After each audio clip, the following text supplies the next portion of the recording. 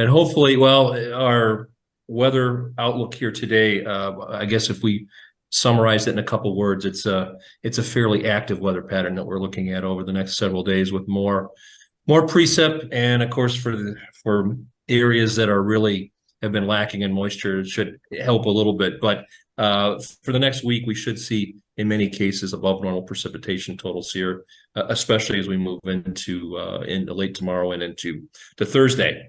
But for the previous week, looking back into the week of the 4th, mean temperatures on the left-hand side here, departures range from a degree or two below normal in western portions of upper Michigan to 2 or 3 degrees above normal across a good chunk of lower Michigan. So it just depends on location, but most areas were warmer than normal. Certainly we've picked up with temperatures in the last day, but it's been not too far away from the long-term normals. Moisture and precipitation here, the last 7 days, the last week here, on the right-hand side, most of the state has still had significant precip. The green coloring here is 1/2 inch or greater, and you can see much of central and northern lower Michigan and large chunks of upper Michigan had more than 1/2 inch. Some areas in northern lower Michigan, you can see, did better than 2 inches, which is where our maximum was for the week. Now, also note at the same time, and this has relevance in the bigger picture, the longer term, over the southern part of lower Michigan, the southern 2 or 3 tiers of counties, precip for the last week, the totals were much less. And we went back, unfortunately, to where we've been for much of the spring and early summer with drier than normal conditions. You can see actually a big hole here with again, generally light totals in that part of the state. To illustrate this, and this is from Grand Rapids, from the airport here, looking at the last 90 days. And again, remember, for most areas of the state, the hardcore dryness began in earnest in the first week of April. And so this particular accumulation of precipitation goes back to the 5th of April. That's the last day. We had actually over 1 inch of rain at this particular site, but that was the last significant rain for some places in the state. But since then and up through yesterday, only 5.88 inches total precipitation. The normal, 12.68. So again, you can see even with the rainfall that we had around the 4th and that last week, which was certainly more normal than anything we've seen this season, we're still way behind. And I think that's one of the lessons here, one of the take-homes here. The significant precip deficits still exist in much of central and southern lower.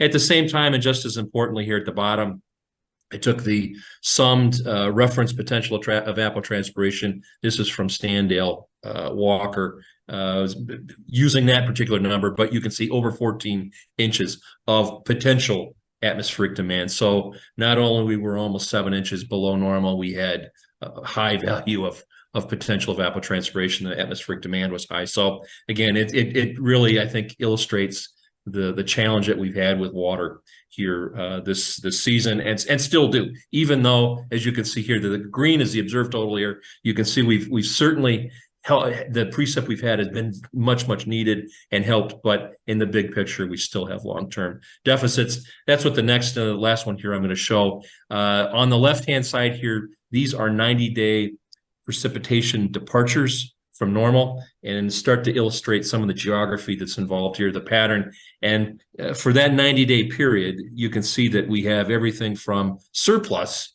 water in portions of the upper peninsula, even portions of northeastern lower, but for much of central and southern lower, we have significant deficits for that time frame, as you just saw for Grand Rapids. And they're in the range of as little as maybe 2 or 3 inches to more than 6 inches. Again, the driest area here relative to normal, you can see down in the southwestern part of the lower peninsula. The latest drought monitor, and this is already a week out of date. We'll get a new one here on Thursday, but that has certainly, well, it's grown in the wrong way.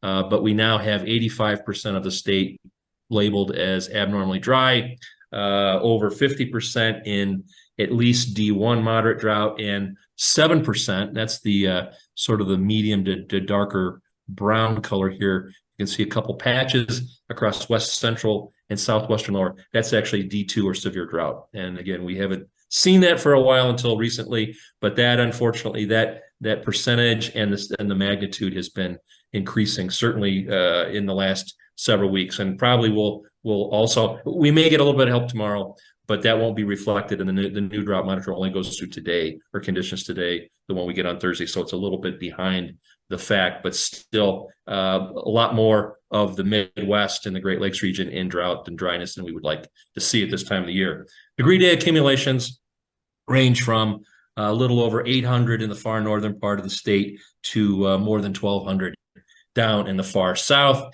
And relative to normal, we're fairly close to the climatological norms. The general pattern that we've seen this for the last few weeks, a few days ahead of normal in northern and western parts of the state, to a couple days behind in the far southeast. So we have a little bit of a gradient across the state, but overall, we're not too far away from what climatology tells us for this year. So where are we going? Well, this morning we have a cold frontal boundary that's making its way through the state from northwest to southeast. That's the major weather feature here, certainly for the next 12 hours. I'll show you tonight. And it's because of the time of the day. This is a relatively stable time of the day.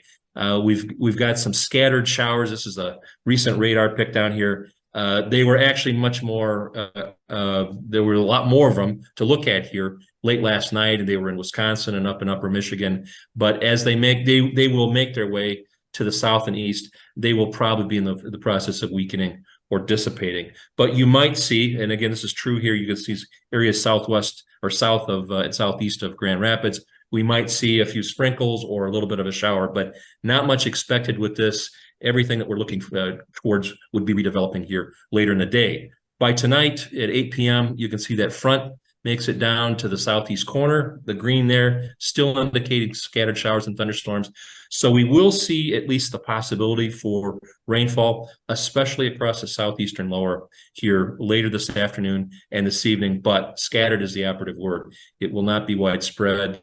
Some areas will be missed. And even where we pick up precipitation, we're generally talking about a quarter or of an inch or less. So not a lot with this initial little impulse moving through the area. By tomorrow morning, the front clears the southern border, but you can still see some opportunities for more scattered showers and an embedded thunderstorm. Not a strong chance. However, note here that well, you can see a little bit. This front is going to stall out. And as it stalls out, we'll see an upper air wave move into the region. We've had a lot of those this year, and that's going to set off what we would typically see in the cold season, where that front starts to return back as a warm front. That happens tomorrow, and the upper air wave goes across it, and that's going to set off a much larger area, a more significant area of precipitation. This moves into Thursday morning. You can see actually the low pressure, there's a surface low pressure forms on that frontal boundary, moves into Michigan. But this is going to be the best chance of rain we have all week. Clearly, especially across central and southern parts of the state, we will see that begin probably in the form of a steady rain with some embedded thunder in there, not looking at anything severe, but it should be fairly widespread precip starting in the western part of the state by late in the day and the evening, and then spreading eastward overnight and into Thursday morning. And this one, in contrast to what we see tonight, this one will have a lot more water with it. There's a lot more upper air support and certainly much more uniform precip. This one, a lot of half, 3/4 of an inch type of totals.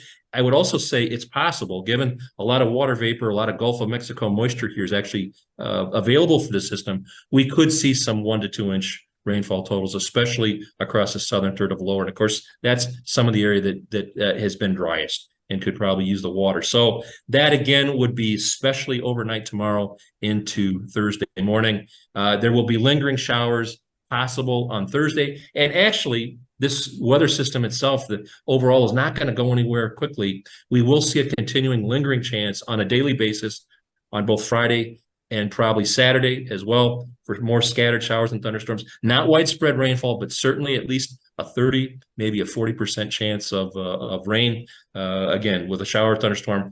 But overall, the bulk of the precipitation that we're looking at here over the next several days will be late tomorrow into early Thursday.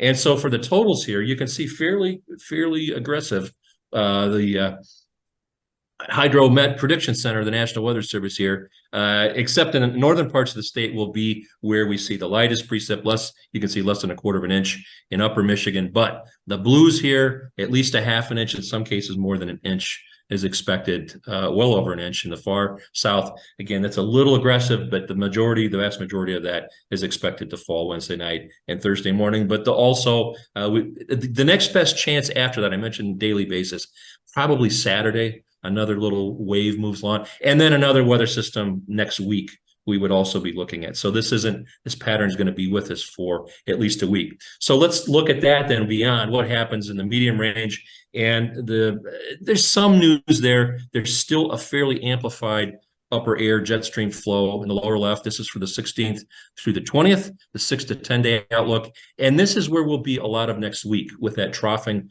over the central and eastern portions of North America with normal to below normal mean temperatures. And that looks like a fairly good bet. And normal, they noticed that they had us in above, a lot of the guidance has had us in above normal precip totals. That will probably be true for the up to a week or so, but they've moved or shifted the main precip area here to our south over the Ohio Valley. So officially they're going normal to below on mean temperatures and near normal or equal odds on precip. Now, the change that's interesting as we look out at the 8 to 14 day, there's some de-amplification of the jet stream, at least temporarily. You can see the ridge, it's shifted a little bit further to the east, or the trough here, and it's also, it's lesser size and magnitude than it was before. And one of the messages, at least that I'm seeing here, and it shows up we should see an increase in temperatures. And so for the 8 to 14 day time frame, note that they have gone to normal to above normal mean temperatures. They still have about a similar forecast for the precip.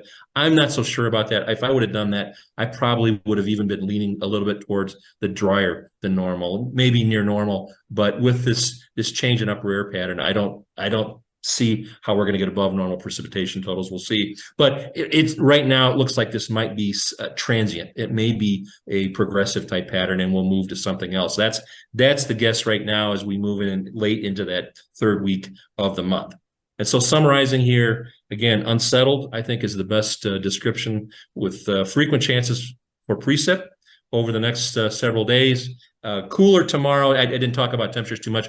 Warm in the southern part of the state ahead of the front today. Cooler behind the front where it's already gone through. And tomorrow will probably be the coolest day of the upcoming week. Temperatures only in the 70s for high temperatures tomorrow, lows in the 50s. But then we'll see warming and moderation in temperatures after that. But precip on opportunity or chances almost on a daily basis into the weekend, and possibly more next week. And you just saw the extended. It does call for an extension of that sort of active weather pattern, but then maybe a change by the time we get out towards that end of that third week of the month, towards warmer, maybe a little bit drier than normal. So that's what I've got here this morning. Anybody have any questions?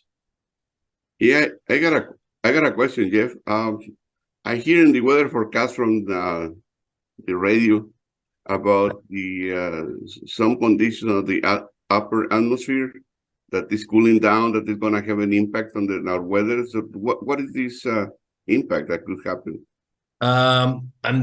That one, any more detail on what they're talking about? There's a lot of extra. We know a lot of other news developments right now.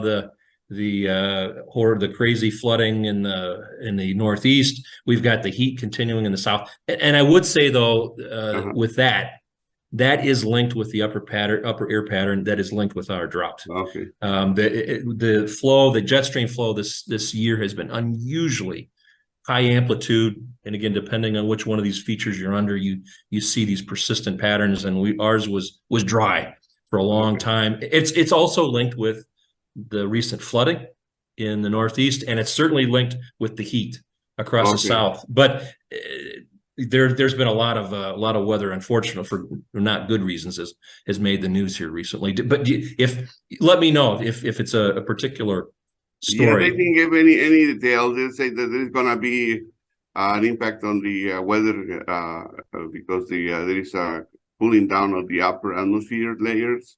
And there were no elaboration on the news. One of the other stories right now, and you probably have heard this, and actually I've deliberately not talked about it yet because it's still being verified, but we have likely set new records for the all-time, in terms of the instrumental record, the warmest temperatures ever for the globe itself, for the world itself.